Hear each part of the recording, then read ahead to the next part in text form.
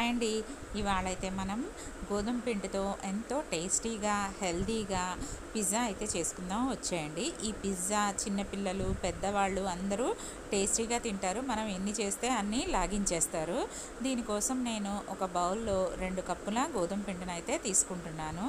ఈ 2 కప్పుల గోధుమ పిండికి 1 స్పూను షుగరు, కొంచెం సరిపడా సాల్ట్, 2 స్పూన్ల baking powder, 1/2 spoon baking soda, 2 butter cubes వేసుకొని ఇవన్నీ మిక్స్ అయ్యేలాగా బాగా కలుపుకున్నాను. ఇది బాగా కలుపుకున్న తర్వాత మనం ఇలా ప్రెస్ చేస్తే ఇలా ఉండలాగా రావాలి. దీనిలో 1/4 కప్పు పెరుగు కూడా వేసుకొని బాగా మిక్స్ చేసుకోవాలి. మిక్స్ చేసుకున్న తర్వాత సరిపడా వాటర్ వేసుకొని చపాతీ పిండిలాగా కలిపి కొంచెం సేపు పక్కన పెట్టుకోవాలి. ఇలా మూత పెట్టి కొంచెం సేపు పక్కన పెట్టుకున్న తర్వాత దీన్ని మనం ఒక 2 మినిట్స్ పాటు ప్రెస్ చేసుకుంటూ బాగా కలపాలి. ఈ విధంగా బాగా నొక్కుతూ ప్రెస్ చేసుకుంటూ చేయడం వల్ల మనకి పిజ్జా అనేది బాగా వస్తుంది. ఇలా ప్రెస్ చేసుకుంటూ కలపాలి. ఈ విధంగా బాగా ఇలా సాగదీస్తూ ప్రెస్ చేస్తూ ఇలా కలిపి మనం ముద్దలాగా తడిపి పెట్టుకోవాలి. నేను కలిపి పెట్టుకున్న దానికి 3 పిజ్జా బేస్లు అయితే అవుతాయి. ఈ విధంగా 3 కట్ చేసుకున్నాను. తర్వాత మనం కొంచెం చపాతీ పిండి వేసుకొని ఈ మందంగా చపాతీ చేసుకోవాలి. లావుగా అయితే గోధుమ పిండి చేసుకుంటే బాగోదు. అందుకని మనం సన్నగానే చేసుకోవాలి. తర్వాత ప్లేట్కి బటర్ రాసుకొని మనం చేసుకున్న చపాతీని ప్లేట్ మీద ఈ విధంగా అయితే అడ్జస్ట్ చేసుకోవాలి. ఇలా ప్లేట్కి అడ్జస్ట్ చేసుకున్న తర్వాత మనం ఒక ఫోర్క్ తీసుకొని ఇలా హోల్స్ అయితే చపాతీ మొత్తం హోల్స్ పెట్టుకోవాలి.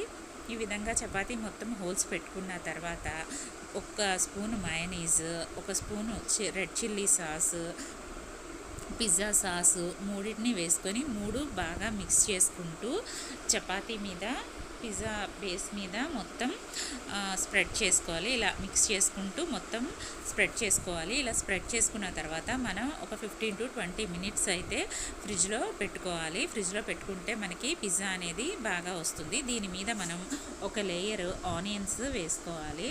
ఆనియన్స్ మీద చీజ్ అయితే స్ప్రెడ్ చేసుకోవాలి. తర్వాత మనకి ఇష్టం ఉన్న వెజ్జీస్ అన్నీ యాడ్ చేసుకోవచ్చు.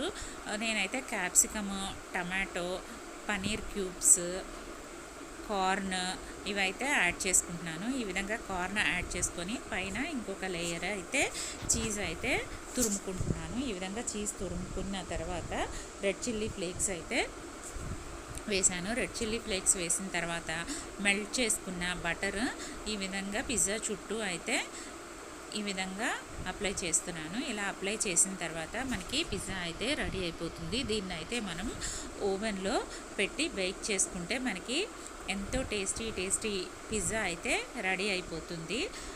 ఈ పిజ్జా పిల్లలు పెద్దవాళ్ళు అందరూ చాలా ఇష్టంగా తింటారు.